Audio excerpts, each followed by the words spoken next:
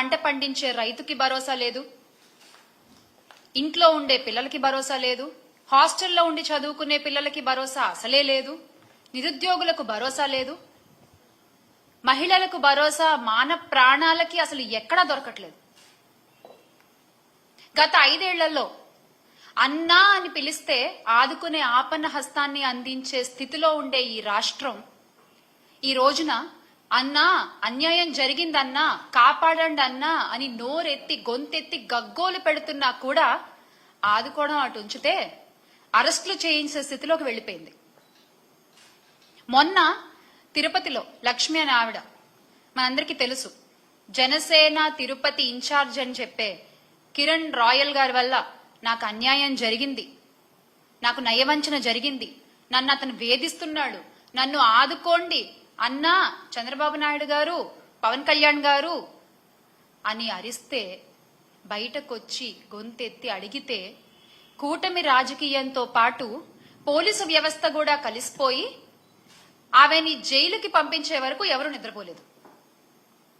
ఆ లక్ష్మి అనే ఆవిడ ఏ రాజకీయ పార్టీకి సంబంధించిన ఆవిడ కాదు. వివాదాలకు దూరంగా ఉంటూ భర్తను పోగొట్టుకుని పిల్లలతో జీవిస్తున్నటువంటి సగటు మహిళ. ఆమెకు జరిగిన అన్యాయాన్ని గుర్తెరిగి ఆమె దాని నుంచి బయటకొచ్చి మళ్లీ తన కుటుంబ జీవన పోషణ కోసం తనకు జరిగిన అన్యాయం నుంచి బయటపడితే తను ఆ కిరణ్ రాయల్కి ఇచ్చినటువంటి 1,30,00,000 తనకి తిరిగి వస్తే అది తన కుటుంబానికి ఉపయోగపడతాయి అని చెప్పి నమ్మి ఈ కూటమి ప్రభుత్వాన్ని సహాయం అడిగితే ఏం చేశారండి? మీరిచ్చిన తీర్పు ఏంటి? ఆవిడ అరెస్ట్. అంటే బహిరంగ సభల్లో అధికారులతో సమావేశాల్లో మీ మాటలు కోటలు దాటుతాయి. మహిళలకి ఏమన్నా అన్యాయం జరిగితే కడుపు రగిలిపోతుంది, కడుపు తరుక్కుపోతుంది. మహిళల safety is my utmost priority అని మాట్లాడినటువంటి గొంతులు ఈ రోజున ఎందుకు ఒక్క మాట కూడా మాట్లాడట్లేదు? మీ పార్టీ నాయకుడేగా. ఎందుకని? అంటే ఇవన్నీ మాటల వరకేనా? చేతల్లో ఇవేం కనపడవా? ఒక ఆవేశం అదంతా ఏమైపోయింది? ఈ రోజున ఆవేశం అంతా ఏమైపోయింది? లేకపోతే ఏమన్నా డ్యూటీ దిగారా? చెప్పండి. జస్ట్ అంటే ఏమైనా గ్యాప్ తీసుకున్నారా? మళ్ళీ మీరు డ్యూటీ ఎక్కాక ఇవన్నీ చూస్తారా? రాజకీయ ముసుగులో ఒక మహిళను వంచి మోసం చేసి, అంటే ఎంత సిగ్గు విడిచి ఆమె బయటకు వచ్చి ఇదంతా జరిగిందంతా చెప్పి 30 సవర్ల బంగారం తీసుకున్నాడు, మా అధికారు వస్తున్నాడు, 1,30,00,000 నాకు కావాలి అంటే అత్తగారి నుంచి వచ్చిన ధనాన్ని, నగదుని, బంగారాన్ని ఆ లక్ష్మి అనే ఆవిడ ఆయనకిస్తే ఆయన ఈ రోజున మాట్లాడే మాటలేంటి? తిరిగి అడుగుతున్నందుకు గొంతు పిసికి చంపేస్తా, నీ పిల్లలు పెద్దవాళ్ళు అయ్యారని ధైర్యంతో మాట్లాడుతున్నావా, వాళ్ళ కాళ్ళు విరిచేస్తా, ఏ పోలీసు వస్తాడు, ఎవరు చూసుకుంటారు అని చెప్పి మాట్లాడే మాటలా? పార్టీ అధినాయకుడేమో మహిళల ప్రయారిటీ మాకు ముఖ్యం, మహిళల రక్షణ మాకు అట్మోస్ట్ ప్రయారిటీ అని మాట్లాడతాడు. కానీ ఆ పార్టీలో ఉండేటువంటి నాయకులు మాత్రం చేసే పనులేమో ఇవి. అంటే ఈ ఆధారాలన్నీ పట్టుకుని ఆ సగటు మహిళ పోలీస్ స్టేషన్ కి వెళ్లి ఫిర్యాదు చేద్దాం అనుకుంటే కనీసం కంప్లైంట్ కూడా తీసుకోరా అండి పోలీసులు? ఇదేం అన్యాయం అసలు? ఏం రాజ్యం నడుస్తోంది ఇక్కడ? ఇదే గత 5 ఏళ్లలో చూసుకుంటే ఫోన్లో దిశ యాప్ ని నొక్కిన, ఫోన్ ని షేక్ చేసిన, ఆడపిల్లలపై అన్యాయం చేయాలనుకున్న వాళ్ళని షేక్ చేసేలా, వాళ్ళ అంతు చూసేలా పనిచేసిన వ్యవస్థలో ఉన్న ఈ రాష్ట్రంలో ఈ రోజున మహిళలు భయంగా బతుకుతున్నారు. అరే ఇంత జరుగుతున్నా ఒక్కళ్ళు నోరెత్తరు, ఒక్కళ్ళు నోరు తెరిచి మాట్లాడరు. ఈ లక్ష్మి గారి విషయమనే కాదు, కూటమి ప్రభుత్వం అధికారంలోకి వచ్చిన దగ్గర నుంచి ఆడపిల్లలపై, చిన్న పిల్లలపై ఎన్ని అఘాయిత్యాలు జరిగాయండి, ఎన్ని అన్యాయాలు జరిగాయి? కనీసం ఒక్కళ్ళన్నా మాట్లాడారా? మన రాష్ట్ర హోంమంత్రి అనిత గారు మాత్రం పేరుకి మాత్రం హోమ్ మినిస్టర్, ప్రచారాలకే పరిమితం అవుతున్నారు, ఆవిడ ప్రకటనలకే పరిమితం అవుతున్నారు. పోలీస్ వ్యవస్థ హోమ్ మినిస్టర్ చేతిలోనే కదా ఉంటుంది. ఎందుకు దాన్ని మీరు కట్టుదిట్టంగా చేయలేకపోతున్నారు? రాష్ట్రంలో గంజాయి సాగు చేసిన ఆడపిల్లలకి అన్యాయం చేయాలన్న ఆలోచన వచ్చిన ఆ రోజే వాడికి ఆఖరి రోజు అని చంద్రబాబు నాయుడు గారు చిలక పలుకులు పలికారు కదా. చంద్రబాబు నాయుడు గారు ఈ రోజున ఆడపిల్లలకు అన్యాయం చేసిన ప్రతి ఒక్కడు కాలర్ ఎగరేసుకుంటూ తిరుగుతున్నాడు బయట. ఇంకా చెప్పాలంటే ఆ ఆడపిల్లలకి అదే చివరి రోజు అయింది కొన్ని సందర్భాల్లో. దానికి మీరు ఇచ్చే సమాధానం ఏంటండి? దానికి మీరు ఇచ్చే సమాధానం ఏంటి? తొక్కి పట్టి నార తీస్తాం, ఆడపిల్లల జోలికొస్తే తొక్కి పట్టి నార తీస్తాం, నడు వంచి దెబ్బలు కొడతాం అని చెప్పినటువంటి పవన్ కళ్యాణ్ గారు ఏది తొక్కలేదు, నారాలేదు. మహిళలకు అన్యాయం చేయడం ఒక రాయల్టీగా ఫీల్ అవుతున్నారు జనాలు. మహిళలకి అన్యాయం చేస్తే ఏం కాదులే అంటే వాళ్ళలో ఒక వణుకు, ఒక భయం అనేది తగ్గిపోయింది. ఎందువల్ల? ఒక కట్టుదిట్టమైన వ్యవస్థ లేకపోవడం వల్ల. గత 5 సంవత్సరాలు ఇలా లేదే. ఆడపిల్లల జోలికి రావాలంటే వణుకు పుట్టేది ఒళ్ళంతా. ఎందుకంటే వేగంగా శిక్ష పడుతుంది, వేగంగా పోలీసులు అక్కడికి చేరుకుంటారు, నేరస్తుడు తప్పించుకునే టైం కూడా ఉండేది కాదు. అంత ధైర్యంగా బతికిన మహిళలు ఈ రోజున కూటమి ప్రభుత్వంలో గుండెలు అరచెత్త పట్టుకుని బతుకుతున్నారు. అయినా ఇలా తప్పులు చేసే వాళ్ళందరికీ కూడా కూటమి ప్రభుత్వం మద్దతు పలుకుతూ ఉందంటే నాకు ఆశ్చర్యం వేస్తుంది ఒక్కసారి. మళ్ళీ కిరణ్ గారి విషయంలో, కిరణ్ రాయల్ గారి విషయంలో అంటే ఆగ మేఘాల మీద లక్ష్మి గారిని అరెస్ట్ చేయడానికి జైపూర్ రాజస్థాన్ జైపూర్ నుంచి పోలీసులు వచ్చేశారు, అరెస్ట్ చేశారు, తీసుకెళ్లిపోయారు. మరీ గమ్మత్తుగా ఈ విషయాన్నైనా 3 రోజులు ముందే చెప్పారు. పలానా జైపూర్ నుంచి పోలీసులు వస్తారు, లక్ష్మి గారిని అరెస్ట్ చేస్తారు, చూసుకోండి కావాలంటే అని. ఎగ్జాక్ట్ గా ఏదో కథ చెప్తే సినిమా తీసినట్టుగా ఎగ్జాక్ట్ గా అలాగే జరిగింది. కరెక్ట్ గా 3 డేస్ తర్వాత. అంత కరెక్ట్ గా ఎలా తెలుసు మీకు? మీరే ప్లాన్ చేశారా? మీరు చేసిన అన్యాయాలు బయట పెడుతున్నారని చెప్పి, మీకు ఎదురుగా ఒక మహిళ నిలబడి పోరాడుతోందని చెప్పి మీరే ప్లాన్ చేశారా?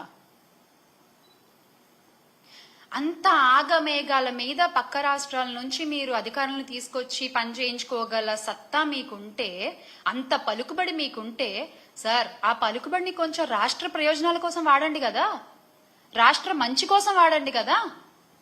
ఒక ఆడపిల్లకి అన్యాయం చేసిన వాడిని రక్షించడం కోసం మీరు ఆ పలుకుబడిని వాడేది కూటమి నాయకులు.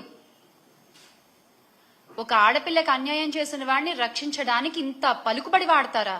అదేదో రాష్ట్ర ప్రయోజనాల కోసం వాడుంటే ఎంతో కొంత మంచి జరిగేది కదా రాష్ట్రానికి. అంతకంటే దారుణం ఏంటంటే అన్యాయం జరిగిన బాధితురాల్ని ఆదుకోకపోగా, అండగా నిలబడకపోగా, అసలు ఆమెని ఒక తేరుకోలేని ఒక సిచ్యువేషన్ లో పెట్టడం, అరెస్ట్ చేసి జైల్లో వేసేస్తే అయిపోతుంది అంతే. ఇంకా వాళ్ళు నోరెత్తి మాట్లాడరు. విక్టిమ్ బ్లేమింగ్ అంటారు దీన్ని. ఇలా మీరు విక్టిమ్స్ ని బ్లేమ్ చేస్తూ ముందుకు పోతుంటారా? అంటే ఇది చూసి ఇంకొకళ్ళు ఎవరు బయటకు వచ్చి మాట్లాడరనా? మీ ధైర్యం?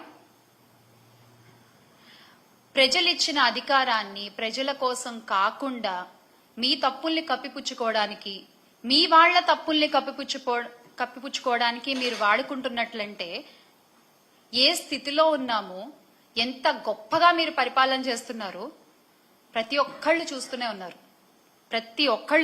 ఉన్నారు. అంతెందుకండి, డిప్యూటీ సీఎం గారి సొంత నియోజకవర్గంలో ఒక ఆడపిల్లపై అత్యాచారం జరిగితే ఈ రోజు వరకు ఆయన వెళ్ళి మాట్లాడలేదు. ఏంటండి మీరు రక్షణ కల్పించేది మహిళలకి? ఏంటండి మీరు ధైర్యాన్ని నింపేది మహిళలకి?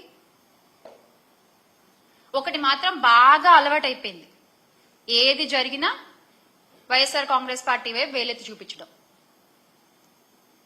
ఎస్కేపిజం. ఏది జరిగినా వైఎస్ఆర్ కాంగ్రెస్ పార్టీ వైపు వేలెత్తి చూపించడం. నవ్వుతున్నారు, అయినా మీకేం పట్టట్లేదు. నవ్విపోదురుగాక నాకేంటి సిగ్గు అన్నట్టుంది మీ ప్రవర్తన. నిజంగా అలాగే ప్రవర్తిస్తున్నారు మీరు. ప్రశ్నించే గొంతు నొక్కడమే ధ్యేయంగా కూటమి ప్రభుత్వం ముందుకెళ్తున్నారు. సోషల్ మీడియాలో మిమ్మల్ని ప్రశ్నిస్తున్నారని చెప్పి సోషల్ మీడియాలో వైఎస్ఆర్ కాంగ్రెస్ పార్టీ వైపు మాట్లాడే వాళ్ళ మీద ఎన్ని కేసులు పెట్టారు, ఎంత ఇబ్బంది పెట్టారు. కానీ మీరు ఒక్క విషయం గుర్తుపెట్టుకోవాలి, అణగదొక్కేస్తే అణిచిపోతారులే అనుకుంటే మీరు తొక్కిన ప్రతి అడుగు కింద నుంచి ఒక వట వృక్షమై లేస్తారు తప్ప ప్రతి కార్యకర్త భయపడి వెనక్కి తగ్గేది లేదు. భయపడి ఎవరు వెనక్కి తగ్గరు.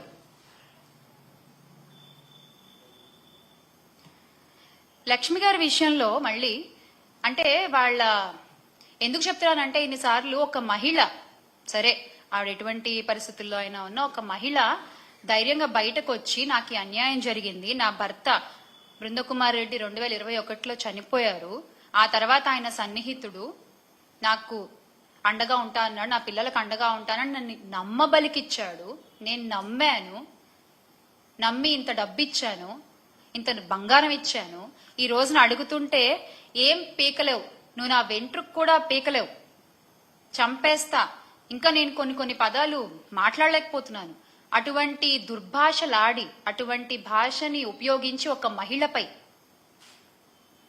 ఆవిడంత ధైర్యంగా బయటకు వచ్చి మాట్లాడుతున్నందుకు ఆ ధైర్యాన్ని మెచ్చుకుని ఆ మహిళకి అండగా ఉండకపోగా ఒక మహిళని కొట్టిన వాణ్ణి, ఒక మహిళని అబ్యూజ్ చేసిన వాణ్ణి, ఒక మహిళ దగ్గర డబ్బు దొబ్బేసిన వాణ్ణి మీరు వెనకేసుకొస్తున్నారు. మీరు ఇచ్చింది ఏంటి? ఆ పార్టీ అధికార ప్రతినిధి గారు ఇంత జరిగితే ఏం చేశారు, ఒక నోట్ రిలీజ్ చేశారు, పార్టీ కార్యకలాపాలకి పలానా వ్యక్తిని, ఆ కిరణ్ రాయల్ అనే వ్యక్తిని దూరంగా ఉంచుతున్నాము అని జనసేన పార్టీ నుంచి ఒక నోట్ రిలీజ్ చేశారు. అదేంటది? తొక్కిపట్టి నార తీయడం కదా మీ పార్టీ సిద్ధాంతం.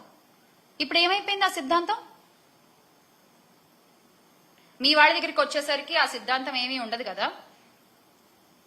వైఎస్ఆర్సీపీ ప్రభుత్వ హయంలో మహిళలు గాని యువతులు గాని వాళ్ళ చేతుల్లో ఒక ఆయుధంలా పనిచేసిన దిశ యాప్ ని మీరు నిర్వీర్యం చేశారు.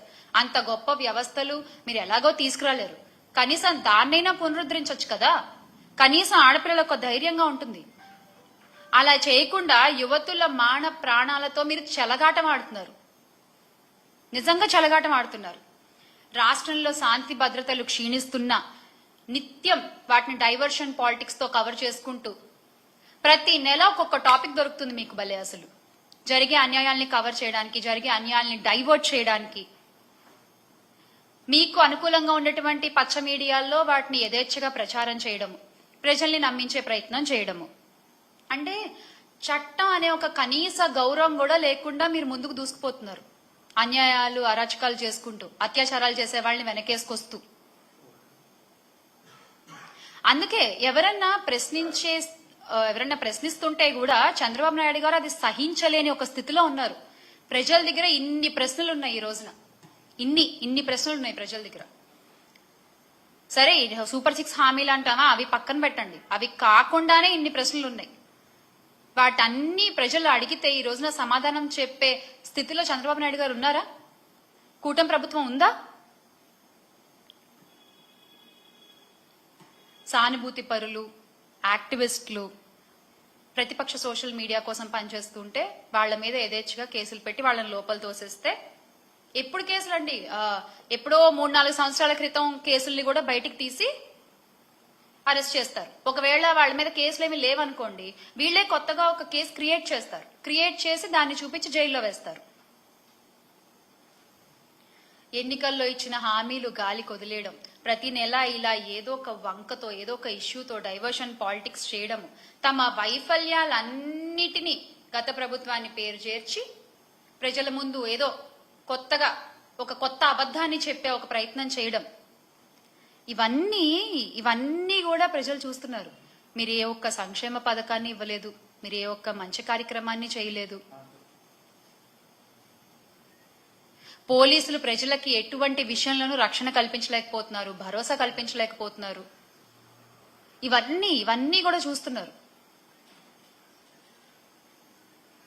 గత 8 నెలలుగా రాష్ట్రంలో కొనసాగుతున్న కూటమి పాలన ఇదే గత 8 నెలలుగా రాష్ట్రంలో జరుగుతున్న కూటమి పాలన. ఇది సరిగ్గా తెలుగు తమ్ముళ్ళకి, మన జనసేన సైనికులకి ఒక ఎనర్జీ బూస్ట్ అన్నమాట, ఒక ఊతం ఇస్తోంది. మనం ఏదన్నా చేయొచ్చు, మనం ఏం చేసినా మనకేం కాదు, ఏదోటి చేసి మనం బయటపడిపోతాం. తప్పు సార్, చాలా తప్పు. ఒక ఆడపిల్ల కన్నీటి చుక్కకి ఎన్ని ఘోరాలు జరుగుతాయో ప్రతి ఒక్కళ్ళకి తెలుసు. అలా ఇవాళ ఈ రోజున కూటమి ప్రభుత్వంలో ప్రతి ఆడపిల్ల కారుస్తున్న కన్నీటికి, అన్యాయానికి గురవుతున్న ఆడపిల్లలు కారుస్తున్న కన్నీటికి ఖచ్చితంగా ఈ కూటమి ప్రభుత్వం సమాధానం చెప్పాల్సి ఉంటుంది. ఇవన్నీ చూస్తూ కూడా అంటే ఎంత డైవర్ట్ చేసినా, ఎంత మీరు పచ్చ మీడియాలో మీకు అనుకూలంగా ప్రచారాలు చేసుకున్నా, ప్రచారాలతో ఎక్కువ రోజులు నడపలేరు కదా ప్రభుత్వాల్ని. ప్రచారాలతో ఎక్కువ రోజులు నడపగలరా ప్రభుత్వాల్ని? లేదు కదా. మళ్ళీ ఖచ్చితంగా ఆంధ్ర రాష్ట్ర ప్రజలు ధైర్యంగా తిరిగే రోజులు వస్తాయి. ఆడపిల్లలు, మహిళలు ముఖ్యంగా కన్నీరు కార్చే రోజులు త్వరలోనే పోతాయి. మళ్ళీ ఆంధ్ర గొప్పగా మారుతుంది. Make Andhra great again with Jagan అన్న. జై జగన్. ఆ ధైర్యం నింపడానికే ఇవాళ నేను మీ ముందుకు వచ్చి మాట్లాడుతున్నాను.